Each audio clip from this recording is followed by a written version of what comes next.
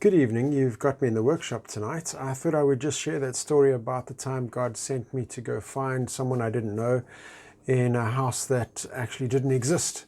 I was headed home the one day from work and I said to the Lord, hey, we've done absolutely nothing. And Jesus said to me, well, I want you to go see Bill. And I said, well, who's Bill? And where does he live? And Jesus said, no, don't worry, just go. I'll tell you where to go. And he said, turn left off the M3, go underneath into Sky Road, go underneath the bridge, turn right, head towards Pulsemore. So I was going and I said, well, okay, but where are we going? And then he said, well, Park Road. I said, fantastic. Where's Park Road? No GPS or anything. And he said, no, just go, I'll tell you. And then he said, it's number 5 Park Road.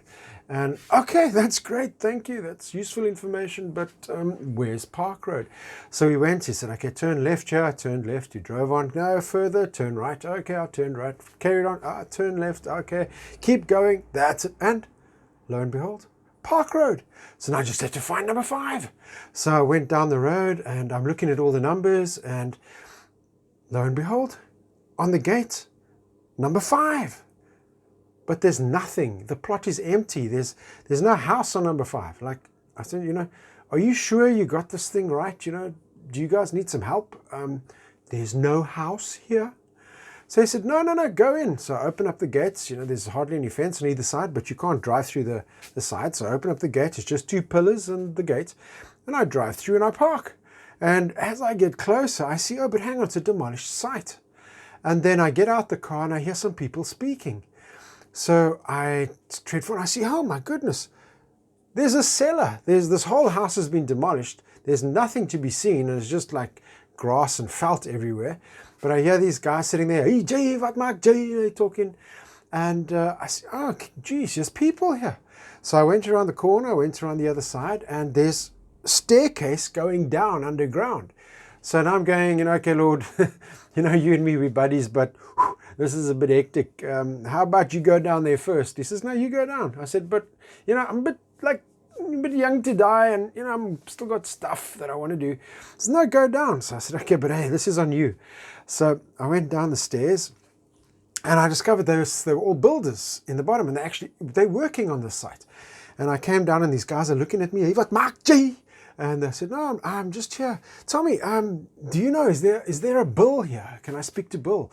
And they said, yeah, speak to the foreman. Go to the foreman, man. So I said, well, where is he? He says, no, down there by the cellar. So I went down the cellar and there was this big guy. I mean, he's a massive guy. He's like big, eh? And he's probably in his mid-60s, but I mean, he's built like, Arnold Schwarzenegger would cower in front of him. But just a big guy. So now I thought I'd come up to him, I say, hi, I'm Keith. He looks at me like, oh, what's wrong with you? But anyway, maybe you're an inspector or something. I said, excuse me, are you Bill? And he says, no, I'm not Bill, but the owner of the house, his name is Bill. What do you want to see?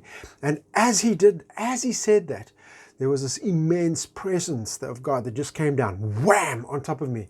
And on my skin, you could see ripples as my skin would ripple up and down as God's Spirit was moving on me. And God said to me, this is him. And I said, but it's not Bill. He said, yes, I know, but this is him. And then immediately I got this immense pain. Now, this is a big guy. So I'm looking at him and I'm going and I'm talking to God in my head big time. He says, you want me to do what? He says, yes. No. You want me to do what? He says, yes. So anyway, there's a staircase behind me and I'm looking to make sure that I can get out of here really fast. And I'm looking at this Arnold Schwarzenegger here in front of me.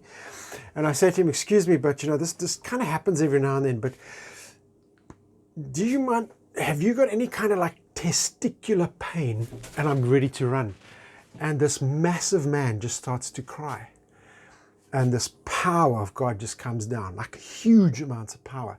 It turns out he had just come back from the doctor who pronounced and told him that he has testicular cancer.